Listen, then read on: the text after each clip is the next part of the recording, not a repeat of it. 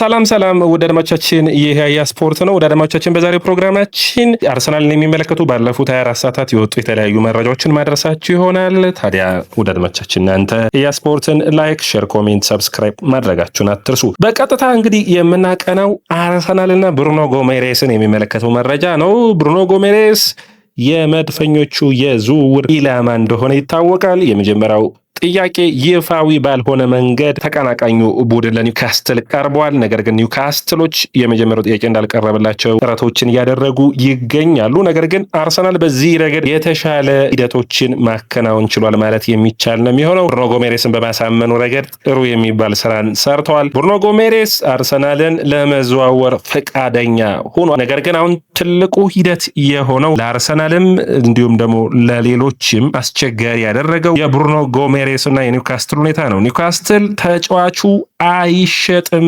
የሚል ሁኔታን አቅርበዋል። ነገር ግን ይህ ሁኔታ እንግዲህ ለመድፈኞቹ አስቸጋሪ ይሆናል ወይ የሚለው ትልቁ ጥያቄ ነው። አርሰናሎች በዚህ የዝውውር መስኮት ላይ ብሩኖ ጎሜሬስን በአማካይ መስመር ቅድሚያ ከሚሰጧቸው ተጫዋቾች ውስጥ አንዱ ነው። ቅድሚያ መስጠት ብቻ ሳይሆን ሁኔታዎችን በሚገባ ማጤን ይፈልጋሉ። በተለይ ምን ያክል ፓውንዶችን ለተጫዋቹ ያቀርባሉ የሚለው ነው። እንግዲህ አርሰናሎች ቀደም ያለ ፈጠን ያለ እንቅስቃሴን ማድረግ የፈለጉት ቶናሊ ሳይለቅ እንቅስቃሴዎችን ማድረግ ይፈልጋሉ። 2 ዓመት የኮንትራት መጠናቀቂያ ነው የሚቀረው። በተለይ አዲስ ኮንትራትን ለመስጠት በብሩኖ ጎሜሬስ ጉዳይ ኒውካስትሎች ጥረቶችን እያደረጉ ነው። 160 ሺህ ሳምንታዊ ደሞዙ ነው። አዲስ ኮንትራትን አቅርበው በቀላሉ መስማማት ይችላሉ ወይ የሚለው ነው። አርሰናል ግን በዚህ ረገድ በሚገባ ጥረቶችን አድርገው ቅድሚያ የሚለውን ስራዎችን ሰርቷል። እንግዲህ ውሳኔ ተጫዋቹ ነው የሚሆነው። ተጫዋቹ ከሌሎች ቡድኖች ጋር ንግግሮችን አላደረገም። እስካሁን ድረስ ከአርሰናል ጋር ብቻ ነው ማድረግ የቻለው። ውሳኔው የሚጠበቅ ነው የሚሆነው። መድፈኞቹ ግን በሚቀጥሉት ጊዜያቶች አንደኛ በኮንትራቱ ጉዳይ እንግዲህ አንድ ሶፍ አርሰናል ታማኝ መረጃ ምንጩ ነው የሚያገለግለው። የኮንትራት ማፍረሻ የለውም ወይም ሪሊዝ ክሎዝ የለውም። ነገር ግን አርሰናሎች 65 ሚሊዮን ፓውንድ ይህንን ተጫዋች ለማስፈረም በቂ ነው ብለው ያምናሉ። ይህ ትልቅ እድልን የሚሰጥ ነው ብዬ አስባለሁ። እንግዲህ መድፈኞቹ በዝውውር መስኮቱ ላይ የአማካይ መስመሩ ላይ የተለያዩ ተጫዋቾችን እንደ እቅድ ይዘዋል። ነገር ግን በእቅዱ መካከል ካሉት ተጫዋቾች መካከል እንግዲህ አንዱ ሳንድሮ ቶናሊ ነው። የቶናሊ ዝውውር ከፍተኛ ነው ማለት ይቻላል። 275 ሺህ ሳምንታዊ ደሞዝ ጠይቋል። ይህ በአማካኝ 12 ሚሊዮን ፓውንድ አካባቢ ነው። ለተጫዋቹ 100 ሚሊዮን ፓውንድ የሚከፈል ከሆነ ለኤጀንቱ 10 ሚሊዮን ፓውንድ ማለት ነው 10%ን የሚያገኝ ይሆናል። በአጠቃላይ ውድ ዝውውር ነው የሚሆነው። አርሰናሎች ታዲያ ውዱን ዝውውር ማድረግ የሚፈልጉት ለአጥቂ መስመር ተጫዋቻቸው እንጂ ለአማካኝ አይደለም። ታዲያ ይህ ድርድሮችን ቀላል ያደርገዋል ተብሎ አይጠበቅም። የቶናሊ ዝውውር ከፍተኛ ገንዘብን የሚጠይቅ ነው። ታዲያ አርሰናሎች ብሩኖ ጎሜሬስን ቀድመው ከኒውካስትል የሚያገኙ ከሆነ አትሊስት ተመራጭ ሊሆን የሚችለው ሁለተኛው ዝውውር የቶናሊ ይሆናል። ቶናሊ ዝውውር መስኮቱ ላይ ላይንቀሳቀስ ይችላል። ሁለቱን ተጫዋቾቻቸውን በአንድ የዝውውር መስኮት ላይ ኒውካስትል ለማጣት ፍላጎት ላይኖረው ይችላል። ስለዚህ አርሰናል ፈጠን ያለ እንቅስቃሴውን በዚህ ተጫዋች መንገድ ላይ ማድረግ ይፈልጋሉ። የግል ጉዳይ ችግር የለም። ብሩኖ ጎሜሬስም የዓለም ዋንጫ ነው የመጀመሪያ ታርጌቴ ይላሉ። ሁሉም ተጫዋቾች እንደዛ ነው የሚሉት። ነገር ግን ዝውውሮች ፈጠን ባለ በተሻለ ፍጥነት የሚጠናቀቁ ከሆነ የብዙ ቡድኖች ምርጫ ይሆናል። ታዲያ ለአርሰናል ቅድሚያ ሰጥቷል። አሁን አርሰናሎች ድርድርን ከኒውካስትል ጋር ማድረግ ነው። አሁን እንግዲህ አስቸጋሪ የሚያደርገው አንደኛ ኤዲሃው በዚህ ዝውውር መስኮት ላይ ነገሮችን አስቸጋሪ የሚያደርጉት ኤዲሃው ተጫዋቹን መልቀቅ ካልፈለጉ ትንሽ አስቸጋሪ ዝውውር ሊሆን ይችላል። ነገር ግን አርሰናል ቀደም ያለ እንቅስቃሴን ማድረጉ በኒውካስትል ረገድ በጣም ፍራቻን ፈጥሯል። ምክንያቱም ተጫዋቹ ልቀቁኝ ብሎ ሊመጣ ይችላል። ይህንን ግንኙነታችንን ሳናጠፋ ዝውውር መስኮቱ ላይ ጠን ያለ እንቅስቃሴ ማድረግ ይፈልጋል። ከዛ ውጭ ሊሆን 20% ሽያጭ ከብሩኖ ጎሜሬስ ላይ አለው። እንግዲህ አርሰናል በብዙ ተንታኞች ይህ ምልመላው የሚደነቁ ነው ይታያል። ብሩኖ ጎሜሬስ እንግዲህ ከ3 ዓመታት በፊት ወደ ፔፕ ጋርዲዮላ ማንቸስተር ሲቲ 100 ሚሊዮን ዩሮ ያቀና እንደነበር የሚታወስ ነው። አርሰናሎች ይህንን ተጫዋች ማግኘት ተጫዋቹን በቃ ከዚህ በኋላ ሊንቀሳቀስ የሚችልበት ወይም ሌላ ቡድኖች ዝውውሩን ሊያደርግ የሚችልበት እድል ጠባብ ነው። ስለዚህ ይህንን አንበላቸውን ለኒውካስትሎች ላለማለቀቅ ይፈልጋሉ። ተጫዋቹ ግን የሆነ ያክል % ሙከራዎችን የሚያደርግ ከሆነ በቀጥታ አርሰናል ይህንን ዝውውር የሚያደርገው ይሆናል። ተጫዋቹ ምርጫው አድርጓል።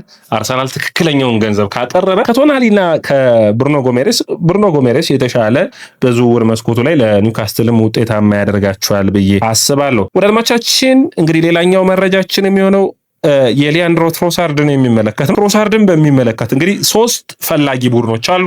ከሳውዲ የቀረበለት ጥያቄ አለ፣ ከቤሺክታሽና ሌላኛው ከሆነ ደግሞ ጋላታሳራይ ጥያቄዎች ቀርበውለታል። ይህ ለአርሰናል ጥሩ ድልን የሚያመጣ ይሆናል ብሎ ይጠበቃል። አሁንም ቢሆን ሊያንድሮ ትሮሳርድም ገብርኤል ማርቲኔሊ አርሰናልን ማልቀቅ አይፈልጉም። ነገር ግን መድፈኞቹ ትክክለኛ የሚሉትን ዋጋ ከቀረበላቸው ተጫዋቹን መልቀቅ ይፈልጋሉ። 20 ሚሊዮን ፓውንድ ብቻ ነው ከዚህ ተጫዋች የሚፈልጉት። ቤሺክታሾች በሚገባ በዝውውር መስኮት ላይ ገፋ አድርገው የሄዱት ቡድን ቤሺክታሽ ነው። ስፖርቲንግ ዳይሬክተራቸው ኦንድሪያ ኦዘንስ ሙከራዎችን ያድርጉ ነበር። ነገር ግን አሁን በቀጥታ ተቀናቃኛቸው የሆነው ጋላታሳራይ ገብቷል። ከዛ ውጭ ደግሞ የዓለም ዋንጫውም እስከሚጠናቀቅ ውሳኔውን ላለማድረግ ሙከራ እያደረገ ነው። ለአርሰናል ትናንት ጥሩ ዜና ተሰምተዋል። ዲዮሜንዲ ምርጫውን ፓሪስ ሰን ጀርመን አድርገዋል። ይህ ምን እድልን ያመጣል ካላችሁኝ ባርኮላን የሚመለከት ነው። ዳልማቻችን አርሰናል ባርኮላን የማስፈረም እድሉ ሰፊ ይሆናል። ባርኮላ ደግሞ በመድፈኞቹ ቅድሚያ ከሚሰጣቸው የመስመር ተጫዋቾች ውስጥ አንዱ ነው።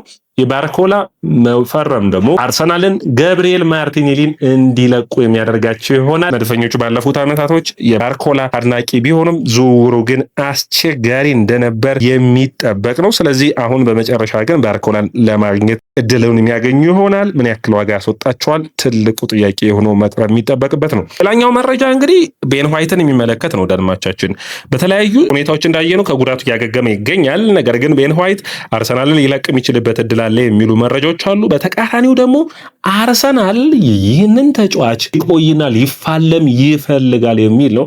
ያው ቤን ዋይት ተፋላሚ እንደሆነ ምንም ጥያቄ የለውም።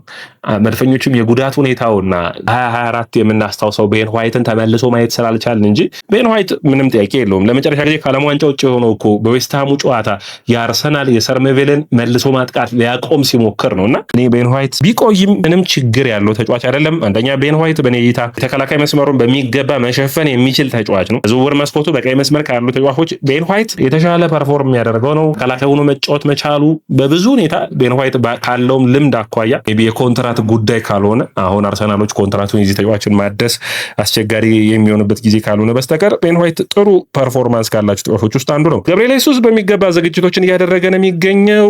ጣሊያን ሴሪያን በሚገባ እየተከታተለ ነው። ታዲያ ጁቬንቱስ የተጫዋቹ ፈላጊ ነው። አርሰናል ያቀረቡትን 20 ሚሊዮን ፓውንድም መክፈል የሚችል ክለብ ካለ ይህንን ተጫዋች መውሰድ የሚችል ይሆናል። መድፈኞቹ በዝውውር መስኮቱ በጥብቅ ከሚፈልጉ ተጫዋቾች አንዱ የሆነው የፓሪስ ሰን ጀርመኑ ታዳጊ ተጫዋች የሆነው ኢምባይ ነበር። ይህ ኢምባይ አሁን ዝውውሩ የሚሳካበት እድል ጠባብ እንደሆነ መረጃዎቹ ያሳያሉ። ይህም ምንድን ነው ካላችሁኝ ተጫዋቹ ምርጫውን በቀጥታ ሞናኮን አድርጓል። ወደ ሞናኮም የሚያቀና ይሆናል። እንግዲህ አርሰናል በማጥቃት መስመሩ ረገድ ከሚፈልጋቸው ተጫዋቾች ውስጥ አሁንም እንግዲህ ባርኮላ ክፍት ነው ብለናል። ሌላኛው የሚሆነው ኬነን ይልዲዝም ዛሬ የወጡ ባሉ መረጃዎች መሰረት ግልጽ ነው ሌሎች ቡድኖች ይህንን ተጫዋች የሚፈልጉ ከሆነ በተለይ አርሰናልን ጨምሮ በዝውውር መስኮቱ ላይ ክፍቱ ነው ሊያስፈርሙ የሚችሉበት ነው። እንግዲህ አርሰናል በተለያዩ ሁኔታዎች በተለያየ ንግግሮች ላይ ይገኛሉ። ነገር ግን እዚህ ውሳኔ ላይ አንዱ ሊደርስ የሚችለው ሂደቶችን በሚገባ ያወቀ በዝውውር ረገድ በጥሩ እንቅስቃሴን ማድረግና ትክክለኛውን ተጫዋች በትክክለኛ ዋጋ ማግኘት ይጠበቅባቸዋል። ከፍተኛ ዋጋን የመክፈል ፍላጎትም የላቸውም። እንግዲህ ሌላኛው የሆነው ጆዜ ሞሪኒዮ አርሰናል በቪኒሺየስ ጁኒየር ላይ ፍላጎት ባለው ሲባሉ ምንም ጥያቄ የለውም። ቪኒሺየስን አርሰናሎች መፈለጋቸው ነገር ግን ለእኛ ልዩነት የሚፈጥር ነው፣ ከኛ የሚለቅ አይደለም የሚል አስተያየታቸውን ሰጥተዋል። ብሩኖ ጎሜሬስ በአጠቃላይ በብዙ ተንታኞች ለአርሰናል የሚመረጠው ተጫዋች ነው የሚሉ የተለያዩ መረጃዎች ወጥተዋል። አርሰናሎች ብሩኖ ጎሜሬስን የሞከሩ በተመሳሳይ ሰዓት ደግሞ አዩብ ቡዋዲ ላይም እየሰሩ ይገኛሉ። የሊጋንዱ ቡድን እንግዲህ አርሰናል፣ ማንቸስተር ሲቲ፣ ባየር ሙኒክ ይፈልጉታል። የተጫዋቹ ውሳኔ ወዴት መሄድ ይሆናል የሚል እንግዲህ አንዱ የሚጠበቅ ነው የሚሆነው። ነገር ግን አርሰናል እንግዲህ የመጀመሪያ ጥያቄያቸውን የማቅረብ ፍላጎት አላቸው። ተጫዋቹ ውሳኔውን እስከሚያደርግ ደግሞ አንዱ የሚጠበቅ ነው የሚሆነው። አርሰናሎች እንግዲህ በጣም ከሚፈልጓቸው ተጫዋቾች ውስጥ አንዱ የሆነው እንግዲህ በተለይ በዝውውር መስኮት ላይ በሚገባ ሙከራዎችን ያደርጋሉ ተብሎ የጠበቀ የነበረው በርናልን የሚመለከት ነው። በጣም አስደናቂው በርናል በብዙዎቻችን ያየነው ነበር አይደለ? በተለይ ደግሞ በባርሴሎና ረገድ በጣም ጥሩ ፐርፎርማንስ የነበረ ተጫዋች ነው። ነገር ግን ተጫዋቹ ለማንም ቡድን አይሸጥም የሚል ጥያቄዎችን ቀርበዋል። ሌላኛው አርሰናል፣ ማንቸስተር ዩናይትድ ብዙዎቹ ቡድኖች አሌክስ ስከትን ለማስፈረም ሙከራዎች እያደረጉ ነው።